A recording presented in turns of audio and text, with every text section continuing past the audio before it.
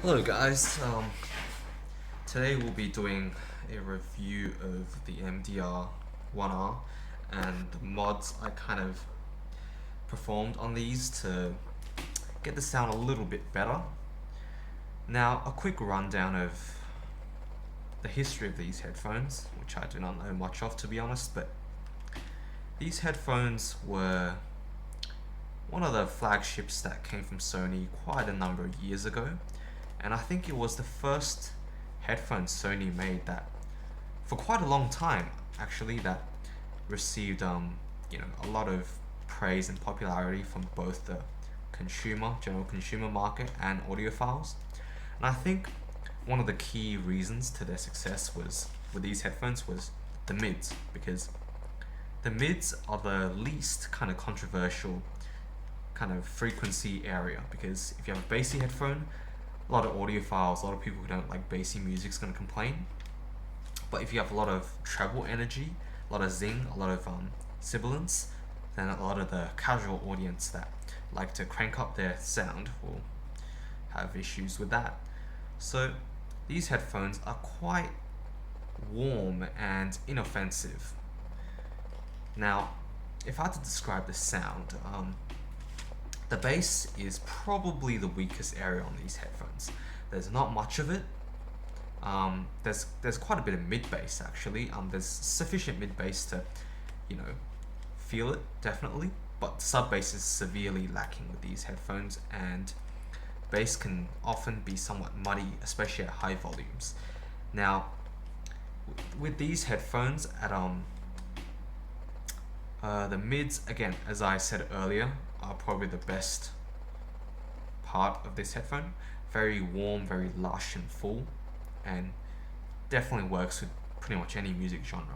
Now the highs on these, again, they're rolled off, which is nice. They still have a little bit of sparkle, but they're definitely inoffensive and really good for people who want to have a longer listening session. Now, if you've probably caught on, the key problem with these headphones are the bass. The bass is a little muddy, well, by my standards, because I'm not very picky with headphones, but to some people they might be very muddy. So the key goal of modding these was to somehow reduce the muddiness of the bass, give it a bit of punch, while still retaining all the other features of the very lush and full mids and reasonably rolled off but still somewhat sparkly treble. So if we were to have a look at these headphones, apart from that, the build is quite good, very comfortable. Headband's actually head-shaped. My one's quite worn out because I've had these for a number of years, but the headband's head-shaped, so it's very comfortable. Clamping force is quite low, and pads are very plush. Now I replaced my original pads because they started flaking, because Sony decided to use protein leather, which is not the best in terms of longevity, but they're very comfortable, so you won't have any issues there. Huge cups, definitely go around your ears unless you have freakishly large ears.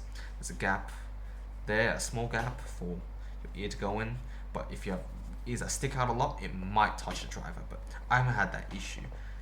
Now, again, metal headband, very sleek design, low profile, and I just love the design and the colors, very smooth.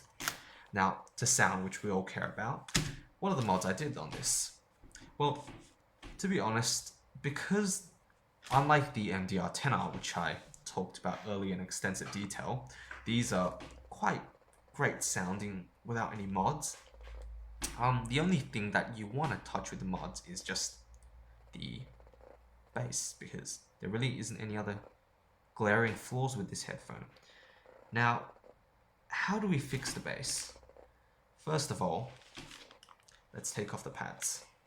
Pads come off very easily. There's 4 clips here, and there's 2 kind of grooves for these kind of clips on the actual headphone itself to slide into. Now, if you wanted to replace the pads, all you do is take the clip off the original pads and slide it into your new replacement pad, and it should be good to go.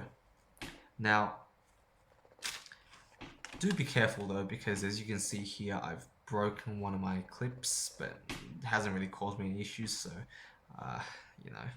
yeah, just try to avoid it.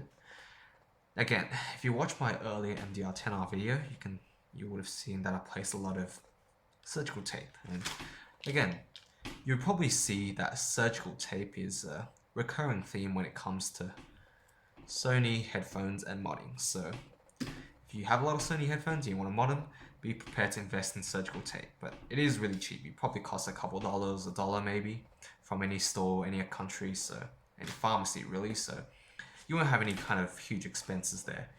Now looking at this driver is very nice, very exposed, so we're not going to mess with that. Again, this is an area of reflection, so we're going to put, you know, a layer or two of surgical tape depending on what you prefer. Now let's have a look at the inside. Does this fit? Yep, it does. Okay, so again, 1Rs a little easier to disassemble than the 10Rs simply due to the fact they have less screws on them. Now once you disassemble this, you'll see that behind this the cups don't have a lot of padding yet again, or any sort of felt or anything that absorb sound waves. So our goal with these again is to just reduce the amount of sound waves reflecting off them. And by doing that, we're going to be careful with the screws, don't want to lose any. By doing that, we're just going to really clean up the sound by making the bass a little tighter, and definitely not messing with the treble or the soundstage or the mids. Now I've seen people put God, what's happening? Why can't I take it off? I've seen a lot of people mess with you know, things like foam and acoustic foam behind the cups, behind the driver I mean, but I tend to avoid that simply because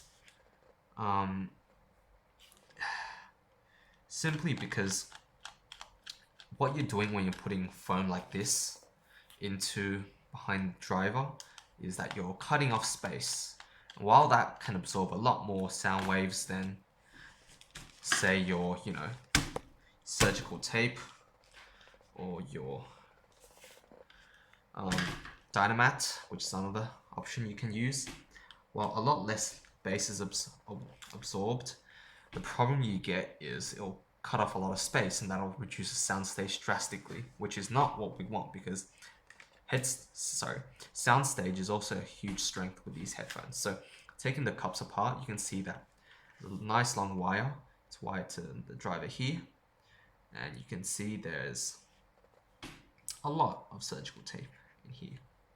And this is crucial because, as I said earlier, surgical tape here will really cut off the reflections and create a better listening experience overall. Now you can see here, there's a bass port up there, there's a kind of, you can see it's here as well. You don't want to cover this up because this is not, MDR1Rs are not very bass heavy.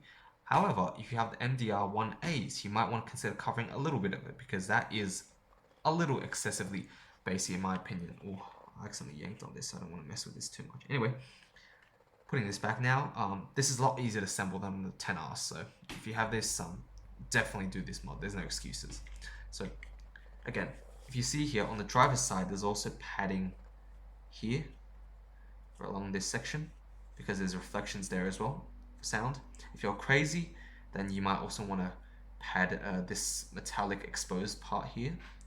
That will also give you some effects, but I was too lazy, so that never got done. Now putting the screws back,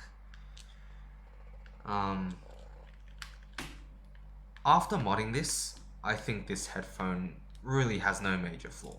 Apart from that fact that the bass is still a little lacking, especially with some, you know, tracks like, you know, EDM tracks and that sort of thing, but you really won't have any issues, and the warm sound is really something that contrasts a lot of other headphone companies like Audio-Technica or Sennheiser that tries to go for a more neutral, more sharp, and you know, more fatiguing sound. So I really like what Sony's doing. I think they've sort of created a house sound, and I really enjoy it. There's nothing much more to say. So that would be the key thing I'd recommend everyone do? Tape or Dynamat? Or a combination of both, depending on what you prefer.